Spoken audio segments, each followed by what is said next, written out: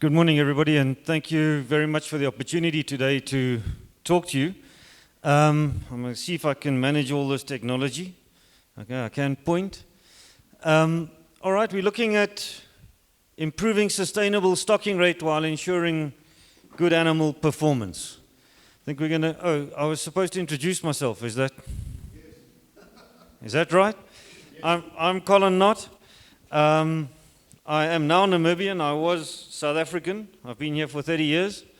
I studied agriculture. I've worked for 10 or 15 years in the communal areas of Namibia, focused on wildlife and tourism and trophy hunting in the communal conservancies, also in conservation agriculture, cropping in the north central areas, and more recently in the title deed areas, mainly looking at livestock, but also then interface between crop and livestock in Namibia. And currently working on a program with the NAU to look at case studies of successful farmers who have increased sustainable stocking rates and have good animal performance, to try and build business models from those to help farmers transition from current practices to regenerative practices which should increase profitability.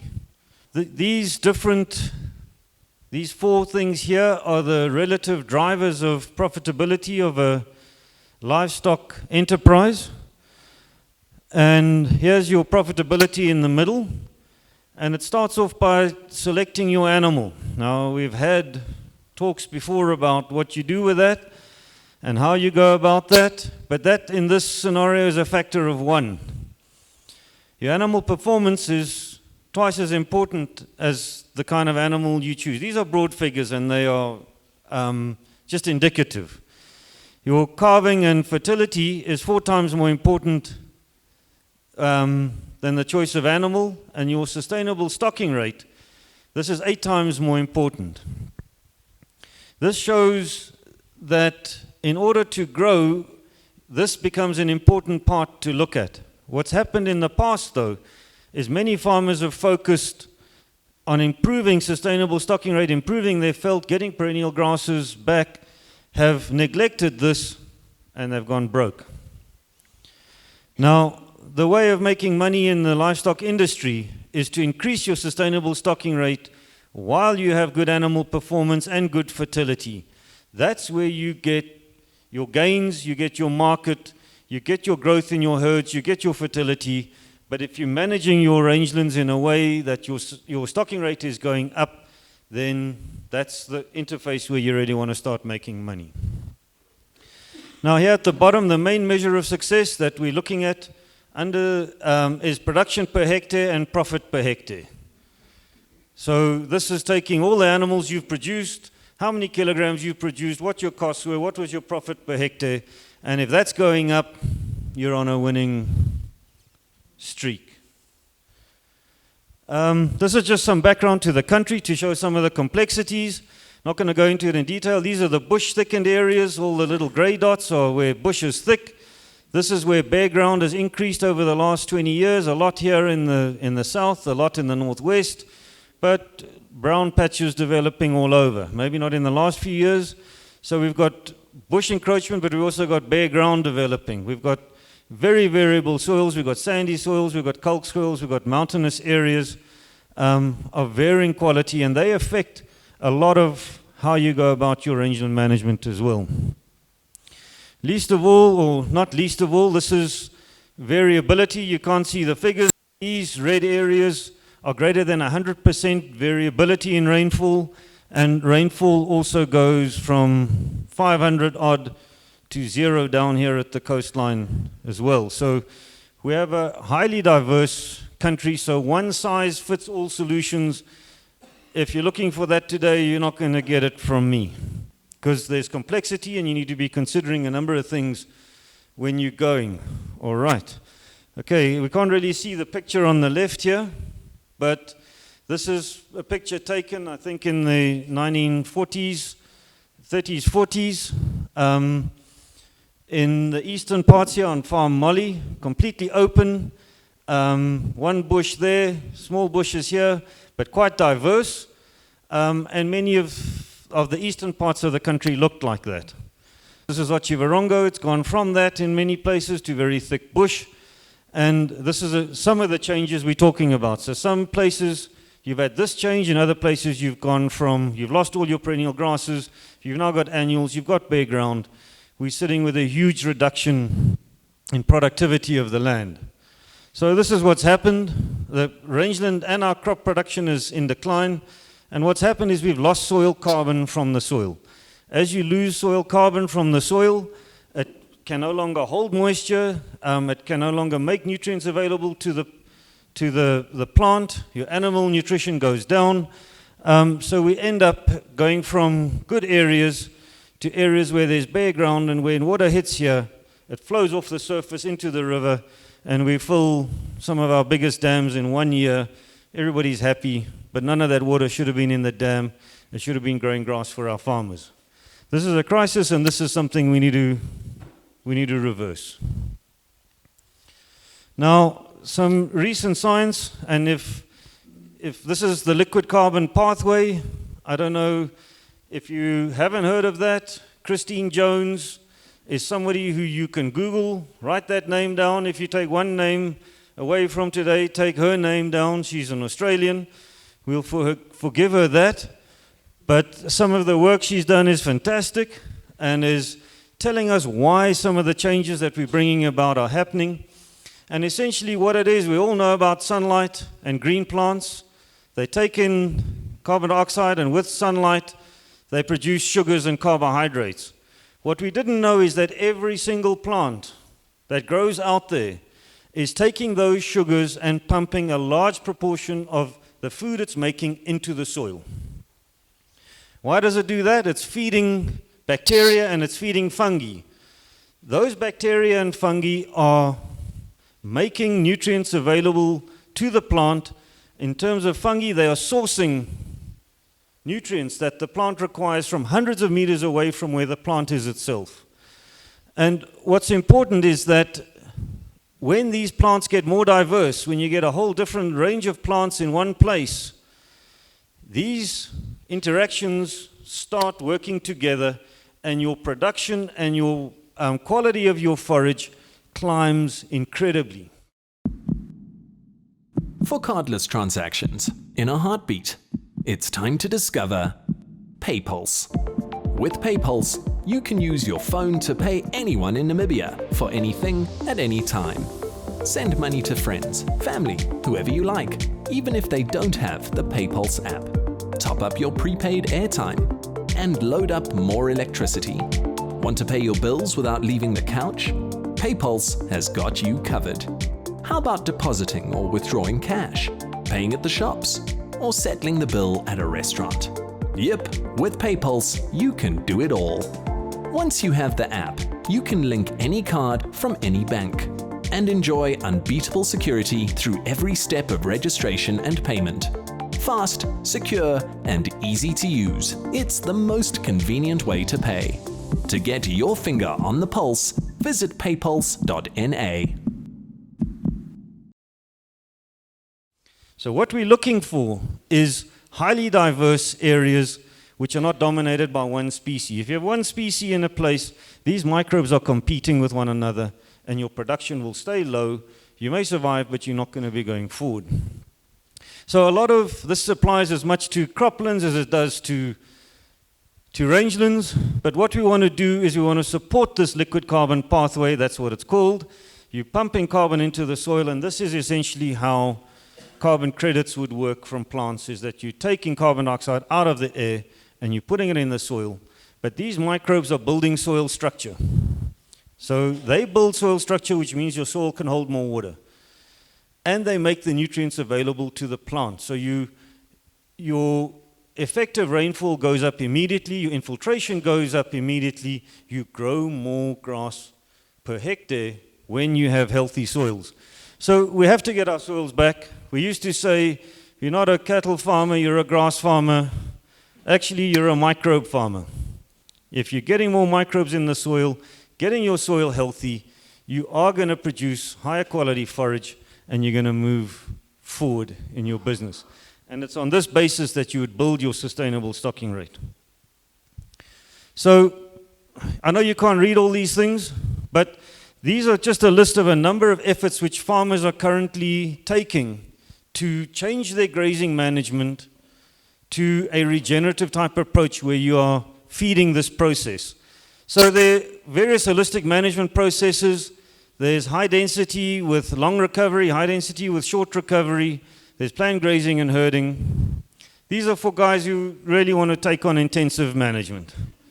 You've got to be there all the time, and you're going to spend your life looking at plants and looking at animals and making sure they're doing the right thing. Then you've got the split ranch and Mara, and some low continuous stocking approaches which work in some cases. These are approaches which have been developed which are much less intensive from management perspective, but they do work. We've got some farmers who've decided they're forgetting about perennial grasses, particularly here in the Aranos area. They're working with seed grass and are doing an incredible job with that, but they're storing 3 years worth of annual grass, so when the drought comes, they're just going to feed the animals. That's their choice, and that's what they decided to do. Then in the central areas, there's cover crops and grazing, which is a new thing that's coming up, and that can also involve planting of cenchrus and alternating between the two. So that's just grazing management. Now, many areas need grazing management, but they might need bush thinning to increase the production. They can be chemical, hand or aerial, manual, chopping out, bush rolling, chains or cables. Those are different ways of getting the bush down to a utilizable height. Some of these approaches want to get rid of the bush, but just considering what we've just said about biodiversity, and we'll talk about the quality of bush as a forage source, it's much higher than grass. Do you really want to get rid of it, or do you want to get a balance between the two? What you do want to make sure of is that you've got animals, if you do have bush, that can use both. And this is where the bush rolling chains and cables really do a good job of that. We can look at that in a bit of detail now. Some other areas, particularly in the south, but also in these hilly areas, need landscape rehydration. If your rivers are flowing in the wet season, your money is going down that river. That water should not be running off your farm at the rates it is. If you've got vertical banks in your little gullies and in your rivers that is draining the moisture out of your landscape, you are losing productivity. This is something that's been less worked on in Namibia, but in places is highly important. There's some thinking even that when you get the landscape rehydration right, some of the bush thickening processes will be slowed as well. Because what happens is your moisture level rises up, trees don't like that, they move out and you get increased production.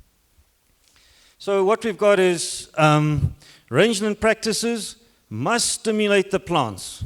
Many of our current rangeland practices, we've got very good animal performance from them, but we've done that at the expense of the sustainable stocking rate. So yes, your animals are always fat, but now you're carrying half of what your father carried, or a quarter of what your great-grandfather carried. That means jy boer uit. It's at some point the bank manager is coming to you and you're going to have an uncomfortable discussion. So there are ways of stimulating the plants and increasing biodiversity, but it's important to balance animal density, performance, and time. This is time in the camp, time out the camp, and animal density and stocking rate are the issues which we have at our disposal to play with. And various approaches use those four factors very differently. Bush thinning, we can try and get rid of bush, or we can try and bring the bush to an available height for animals to utilize it. This is a big issue of the increased, we must take advantage of the increased production after thinning. Be sure not to waste the carbon from dead roots after thinning has been done. You see many farms thin huge areas. There's this explosion throughout the whole farm, but they're totally understocked. That carbon is going to oxidize, it's going to go straight back into the atmosphere. you've essentially wasted money. It would have been better to do a little part, improve your stocking rate, apply good grazing management to that, get that carbon which has been produced cycling, and then thin another part, and then thin another part as you go. And by doing that, we'll show a picture just now of those roots and what that means. But when you do roll or you bush thin, all those tree roots, or a lot of them die, that carbon gets released into the soil, the microbes explode, you get all this grass growing. You must now be ready with a grazing plan to turn that carbon and to cycle that carbon through an animal and make money out of it.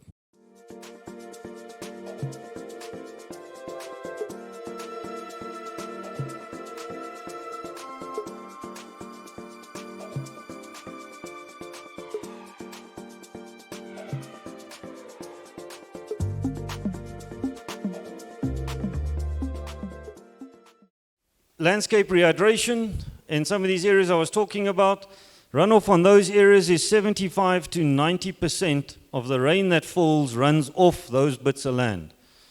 Now you imagine you've got 200 millimeters of rainfall, 95% is running off. What have you got left? Just over 100. Your evapotranspiration rates are high. You cannot really function under those circumstances.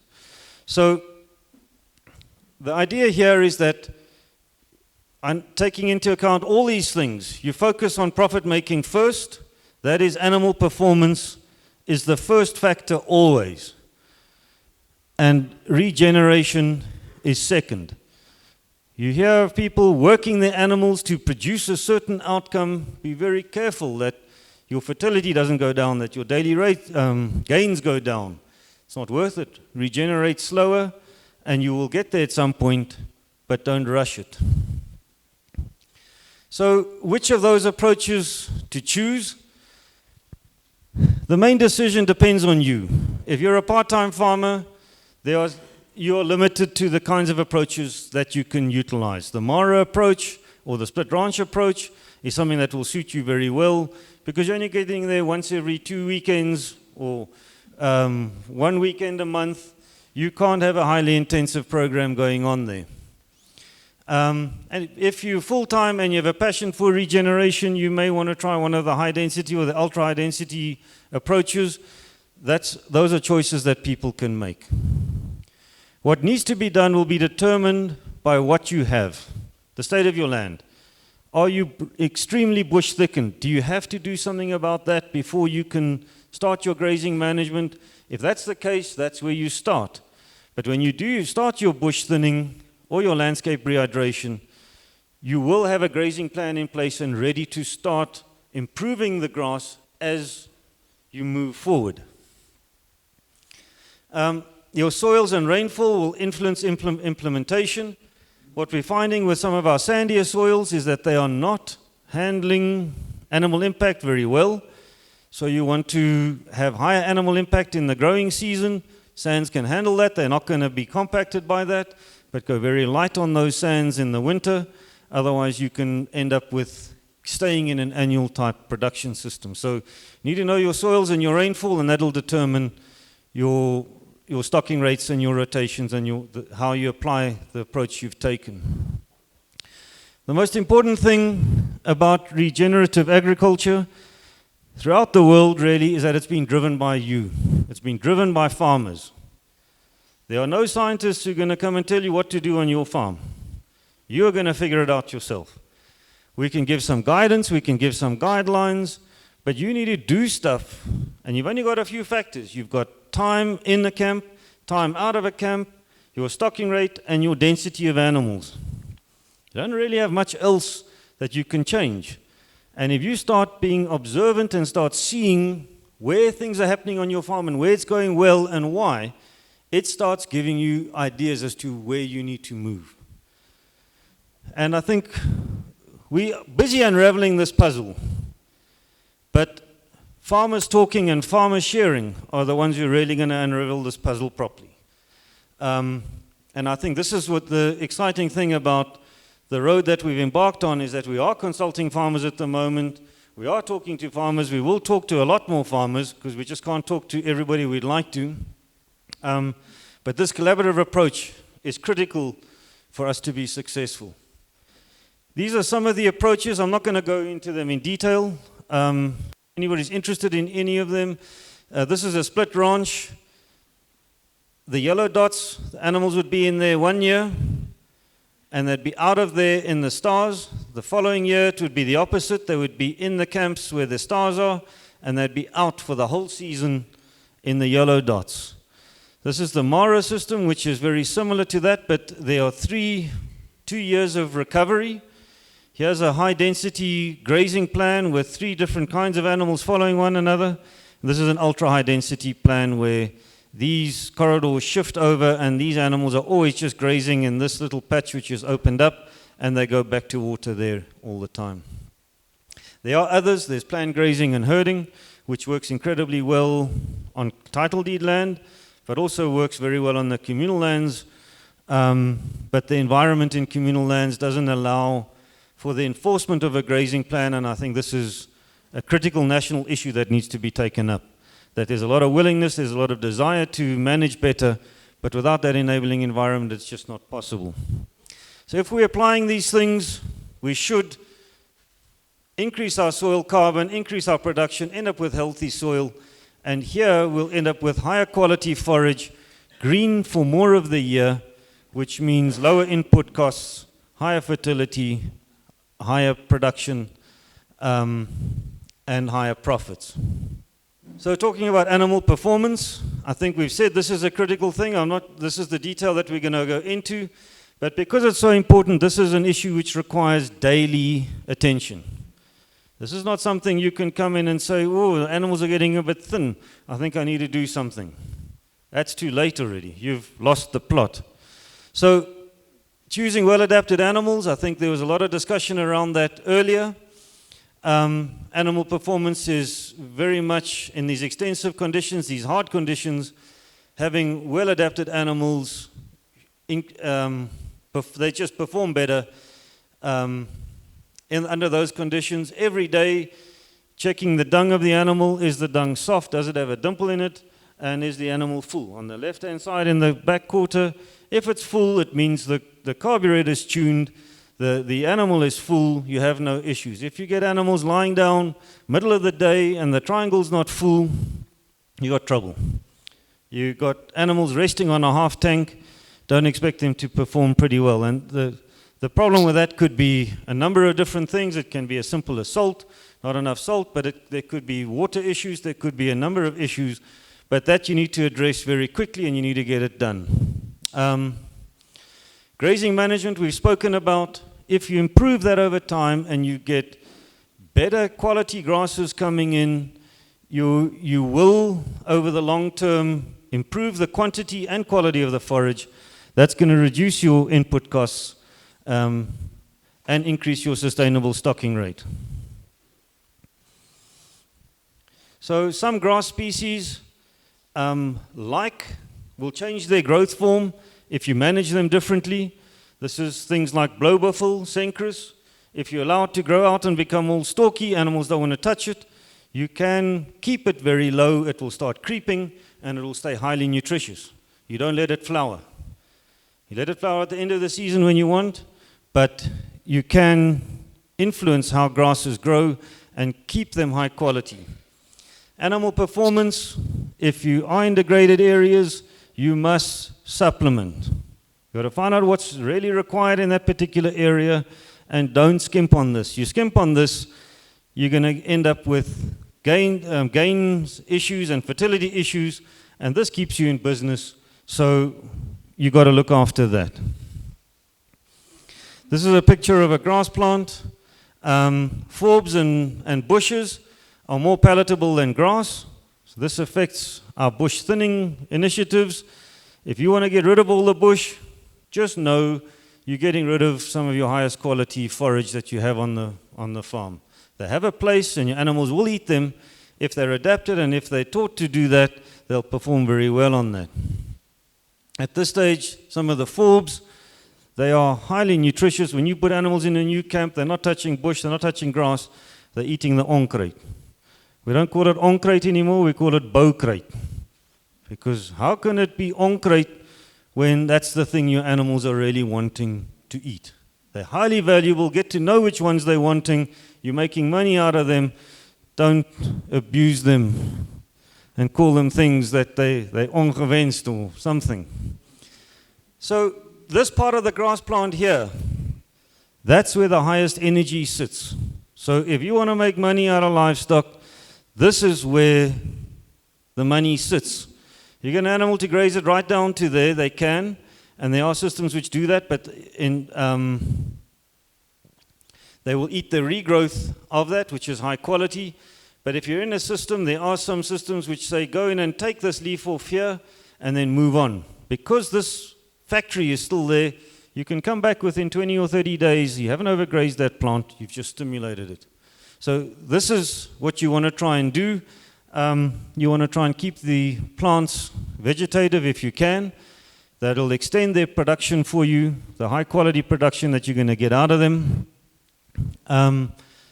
And they will seed at some point, but if you let them go to seed too soon, grass plant's job is to produce seed. Once it's seeded, it's not working for you anymore. It's done. So if your grass plants seed really early, you're losing money by not allowing them, by not keeping them short. And when you start doing this, you realize, actually, we have way too much land for the number of livestock we have. The reward for a lifetime of dedication goes beyond money and the expectations of others. We aim to serve our community and actively participate in the development of our industry. Agra, a better life. These are some examples of some of the farms that we visited. This is south of Gubabas here. In this case here, and in many of the cases, you'll see farmers are not farming with one kind of animal, they're farming with two. Immediately, your stocking rate goes up. They're utilizing different kinds of things. So we're talking a lot about beef, but I think we need to also look at these combinations. And if some of those were goats, seeing as 30 million hectares wants to produce bush, we can make money out of that bush if we start just looking at the farm differently. You can look at a setup like that and say, oh, I want that bush gone. Or you can say, wow, that's dark green, that's money, I'm going to make money out of it. How am I going to do that? So if you've got a lot of green on your farm that's in the bush form, you need to start making money out of that. Some of the figures for here, you can't see them, but here we've got a 98% calving rate, 100% spearing of the sheep, and a production of 36 kilograms per hectare average, a stocking of 36 kilograms per hectare. Now, those are good figures, and this farmer is using a high-density selective grazing with short recovery periods and working very well for them. This is, if your farm needs bush thinning, this is one tree there, these are the roots of that one tree. When you cut that tree or you roll that tree, most of these roots will die. This is where the carbon comes from. So you want to, this carbon that dies and results in grass growing and forbs growing and other things, you want to have your grazing system right so you're making money out of that. This is an area near Otjiwarongo before bush rolling. This is what it looks like after bush rolling. And here they've got well-adapted cattle and sheep utilizing this, and their stocking has gone up 3 to 4-fold on that piece of land. So this is a farmer who has used chemicals in the past, aerial, hand treatment, and has now decided he wants to bush roll. He's going to make money out of that regrowth. This is Dicrostachys. I think you can see that. That's Sekelbos. That's a hardy indringer. That regrowth is the same protein as lucerne.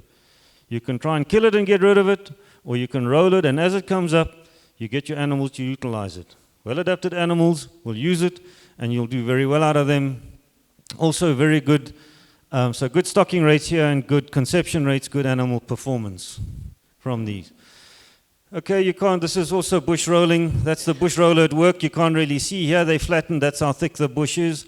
This is what it does to the soil surface. It breaks it up a bit, makes place for seeds to get in, aerates it, and this is what you end up with here. These are still moving forward. So these are some issues to consider. This is another farmer in the Kamanyab area. There was aerial spraying done here, stocking at 2025. That shot up straight after that, and he's now stocking more or less consistently at 45 kilograms per hectare. Also very good calving and production. These are the production increases. So this is what we're talking about, increasing sustainable stocking rates. You can do it just by grazing. If you do have bush, you may have to intervene, do something with the bush, but be ready to manage the grass straight after that, make money out of the bush and the grass, and move forward. This is the same farmer, and his note is that as the grass recovers, you get more perennial grass, legumes, the bush utilization occurs, feed costs are decreasing, and profits are increasing. This is something which hasn't been done much in Namibia, but has been done in Australia very successfully. If any of you know the south of the country, this looks similar to that. This is where you have 75 to 95% runoff of moisture. You use a grader, go over twice, you build a little wall there along the contour. These are contour lines. This is after a rainfall event, and you can see there's no longer 75%, 95% runoff. There is no runoff. 200 millimeters you got 200 millimeters of growth. This is going to result in an explosion of plants that haven't been seen there for decades. The seed is still there. Those plants will grow. Again, you've got to have a grazing management plan to deal with this and to make sure you keep cycling that carbon and doing that. We're busy talking to farmers in the south, whether they're interested in this, we're not sure, and we'll be led by farmers. If farmers are interested, we'll move forward, otherwise not. So some pointers. Choose a grazing approach. If you haven't got a regenerative grazing plan, jy gaan uitboer. You are going to have trouble going forward because costs are increasing, your sustainable stocking rate will be going down. Choose one that suits you, very important, and your current conditions, and animal performance, remember, is your number one priority. If needed, choose a thinning or rehydration approach, the type and extent that suits your situation. This you'll have to assess and you'll have to look at it. If your livestock numbers are low, don't try and use your whole farm. Choose your best camps, manage those properly. When you build your livestock numbers up, start going to your next camps and improve those as you go. Start with what you have and do what you can. You don't have to put in hundreds of camps in the first month, week, year. There are methods where you can do what you can with what you have, and as you build up, you expand with that.